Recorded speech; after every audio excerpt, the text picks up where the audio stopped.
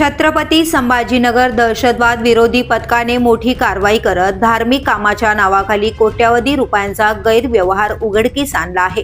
अहिल्यानगरमधील फैजान ए कंजुल इमान या ट्रस्टचा नोंदणी क्रमांक गैरवापर करत गुलजार ए रजा ट्रस्टच्या नावाने लातूरमध्ये 5 बोगस बँक खाती उघडण्यात आली होती। या खात्यांमध्ये धार्मिक देणग्यांच्या नावाखाली 4,73,67,503 रुपये जमा करण्यात आले असून ही रक्कम स्वतःच्या फायद्यासाठी वापरण्यात आल्याचा आरोप आहे।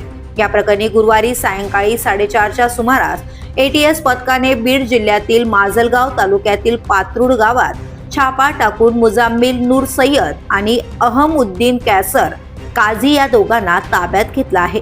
तर इम्रान कलीम शेख, मुजाम्मिल नूर सय्यद, अहमउद्दीन कैसर काझी आणि तौफिक जावेद काझी या 4 जणांविरोधात माजलगाव पोलीस ठाण्यात गुन्हा दाखल करण्यात आला आहे। या तपासात गुलजार ए रजा ट्रस्टची दर्पण पोर्टलवर योग्य नोंदणी नसल्याचं तसेच बीड जिल्ह्यातील कोणत्याही तालुक्यात या ट्रस्टची अधिकृत नोंद नसल्याचं स्पष्ट झालं आहे।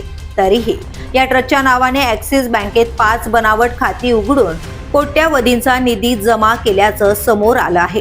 या कारवाईला बीडचे पोलीस अधीक्षक नवनीत कावत यांनी दुजोरा दिला असून पुढील तपास सुरू आहे। The police news bureau, Chhatrapati Sambhajinagar.